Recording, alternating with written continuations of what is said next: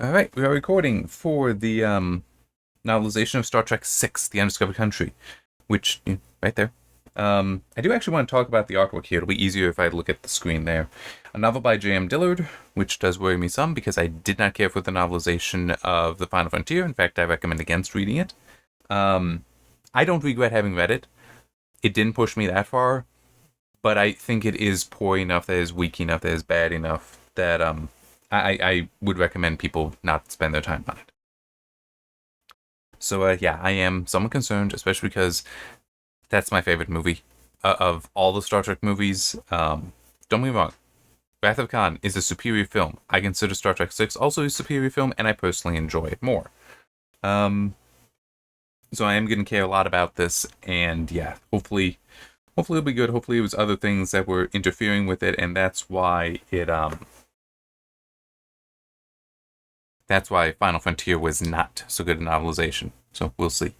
Um, we do get one thing here that the dedication to Star Trek fans everywhere. Keep the dream alive. I I don't know if that necessarily is me, but hey, I try. I mean, I certainly do have a love for it.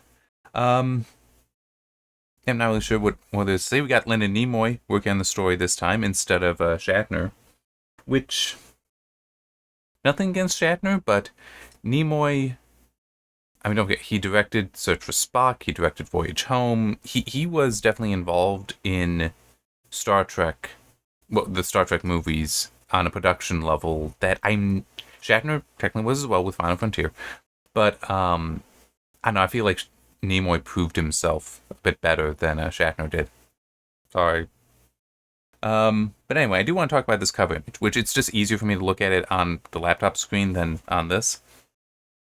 And is it actually a very interesting piece of artwork here because there's a lot that is kind of given away. I mean, for one thing, we can see General Chang in the background there, so like right away we are being told that yeah, that's the bad guy. I mean, granted, no one else is really available to be the chief bad guy in the movie, but still kind of gives it away. He's certainly an imposing figure there. And by the way, Christopher Plummer plays a role perfectly. It really is such a good film, and they nailed the casting. We've got a bird of prey here. We've got Kronos 1, presumably, which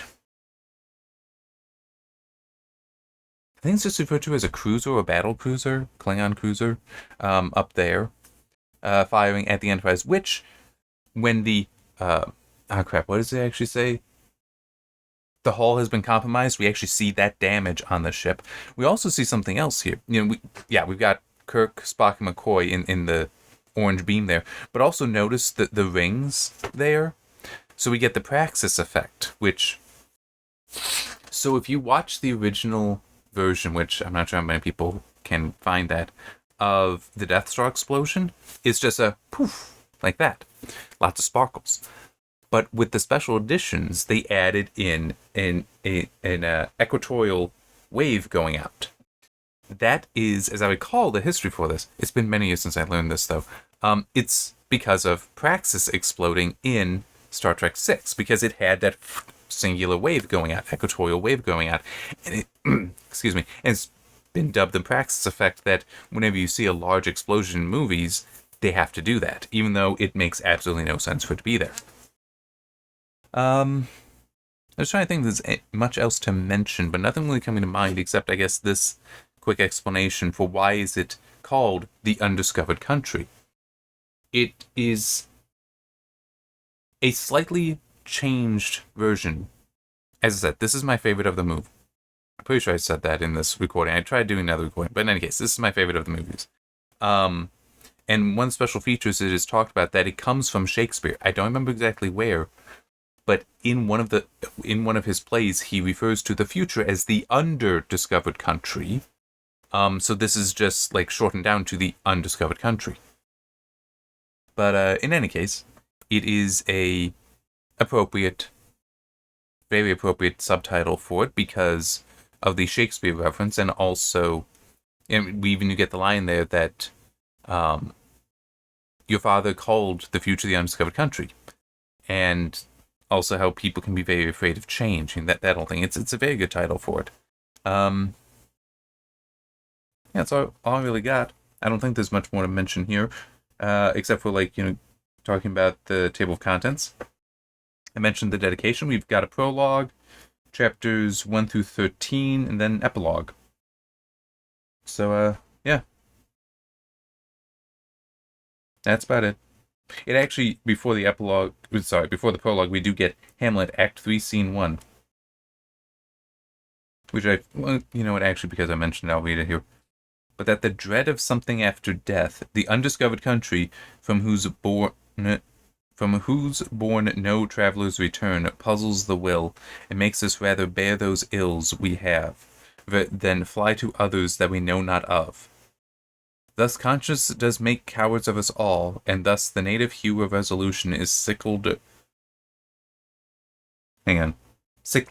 okay, o'er with the pale cast of thought, and enterprises of great pith and moment with this regard their currents turn awry, and loose the name of action. I didn't look at it and read it before just then, so that's why I would not have read that very well. That's interesting. It does say undiscovered, but I'm pretty sure I had seen somewhere that that the line is actually the underdiscovered country. Although I could see how it would be changed, because I think it, in some cases, is actually like, instead of it being under discovered country, it was like un and then apostrophe, so they were removing things and maybe just been condensed down. So in any case, yeah, I'm definitely looking forward to this. Hopefully it proves to be good. I hope it's not like Star Trek V, but even if it is, well, actually, no. Especially if it's like Star Trek V, I will be going at it. I love the story too much. I love the story of the movie too much to not be critical. All right. 7 minutes. I do not doubt this will be the shortest video for this book. But yeah, so we'll see how it goes. See you then.